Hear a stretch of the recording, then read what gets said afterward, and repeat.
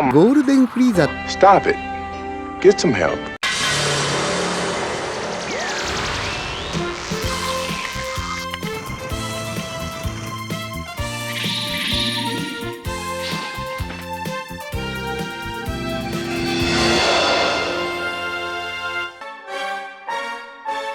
Before we even begin, I feel like I have to make something really clear because otherwise I think this breakdown is going to upset a lot of people and they're going to get the wrong idea. This episode is fine in the sense that it's going to be watched by millions of people over the years and they're barely going to bat an eye over it.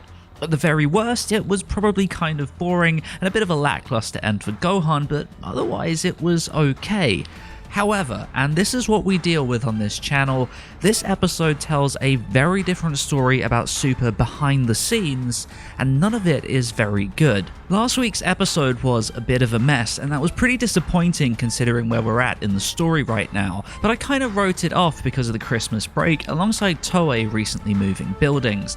That sort of schedule interruption can really hurt an episode, and we absolutely saw that happen. Like I said, it was patchwork, and even though the animation wasn't necessarily the worst thing ever, it was incredibly rough on the whole. This week, however, and I really am devastated to be saying this, is significantly worse. Not in the sense that it looks worse, it definitely doesn't, but in the sense that this feels like it was really straining to even be done on time. Part of me would genuinely go as far as to say it might be the weakest production an episode has had since this arc began, and if it's not the weakest, then it's at least the most disturbing as far as affecting upcoming episodes. While it's certainly possible that the building move may have affected things, unlike last week, half of this episode is outsourced to Toei Philippines, who absolutely don't have any interruptions, so I'm not convinced this episode turning out the way it did was particularly related to this incident, if at all.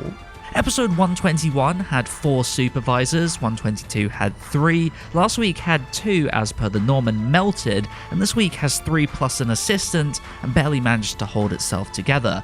There's clearly a lot of craziness going on behind the scenes right now, and it's got me a little bit worried about how these final episodes are going to turn out.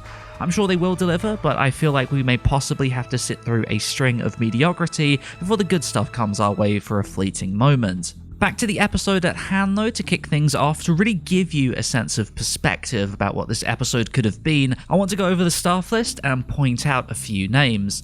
Atsushi Nikaido, one of Super's best animators who you'll probably know from the special. Futoshi Higashide, a man who almost needs no explanation, he's another phenomenal action specialist on the show.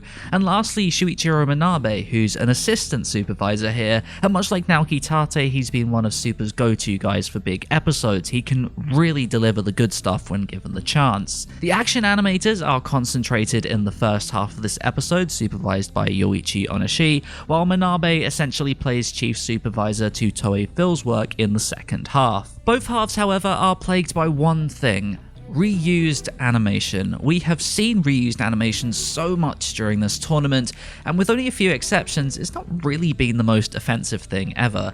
It's usually being used in conjunction with worthwhile new content to help keep the action moving, or it may have been impossible without due to time constraints.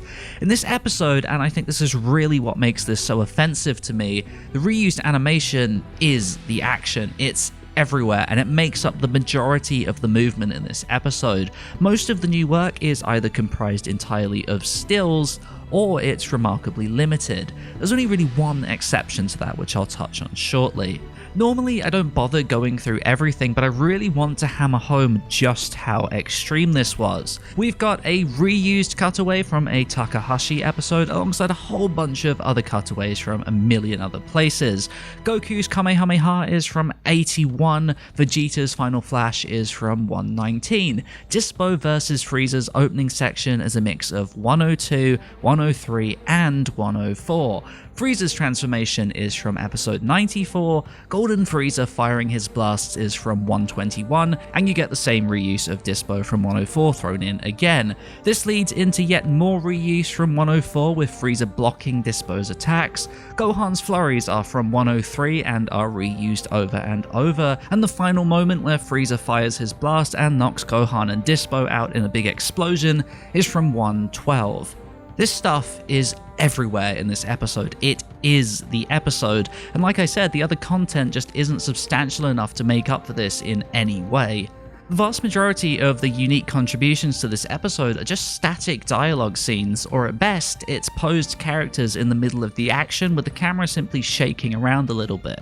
Even the action that is unique is not the best. Kitano animates the long shots of Goku and Vegeta attacking Jiren, while the close-ups are likely from Atsushi Nikaido.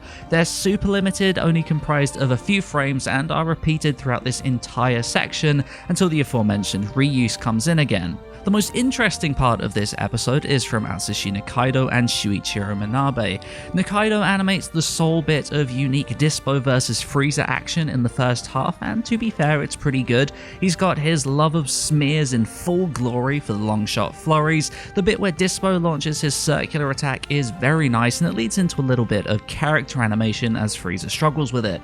It's very short-lived, but it's probably my favourite part of the episode if you really pushed me to choose. While the second half's unique animation is again much like the first in that it's ridiculously limited and interspersed by reused shots, Shuichiro Manabe's corrections really do help elevate those scenes far beyond what they probably deserved. His drawings are seriously expressive, and he's done some redraws here that showcase his ability to really sell limited action through very dynamic poses.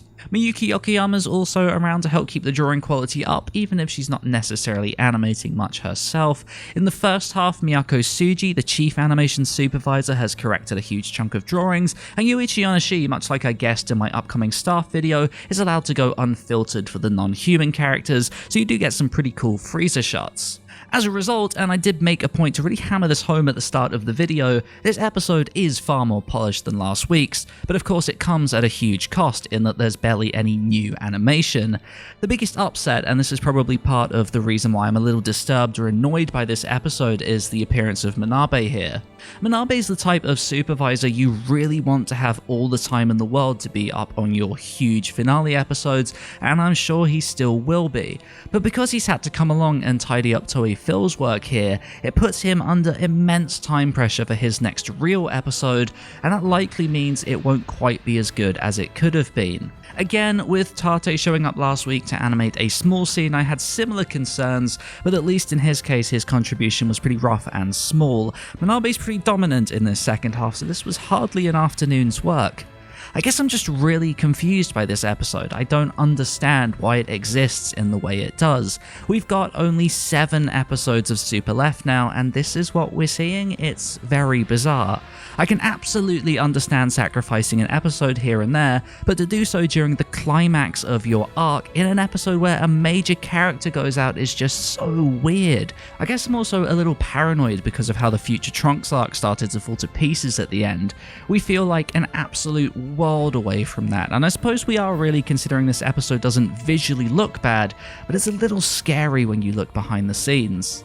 We've got a Yashima episode up next week, and then an Ono and Namatame episode. Neither of these are known for being the greatest of animators/supervisors, so again, much like I pointed out in my upcoming staff video, these will hinge entirely on who the key animators are. With how these last episodes have turned out, I feel like it's possible that we'll be in for a pretty lackluster build-up until February begins. But before I wrap this breakdown up, I just want to reiterate that just because I'm personally annoyed by this episode and think of it as a little bit of a disaster, that's not actually a reflection of how the episode is on the surface. It's 100% okay if you found this entertaining or weren't bothered by anything I've pointed out. I know full well that my perspective on things is very, very different, but that's the point of this channel. I'm breaking down the production of these episodes. I'm not reviewing the episode as a whole like I think the majority of channels do. I think some people forget that and end up confused or angry when I'm negative about an episode they enjoyed. I saw it last week, and I'm sure I'll see it this week too. But I just want to remind you that I'm only pointing things out here. You are perfectly entitled to still enjoy things in spite of those issues.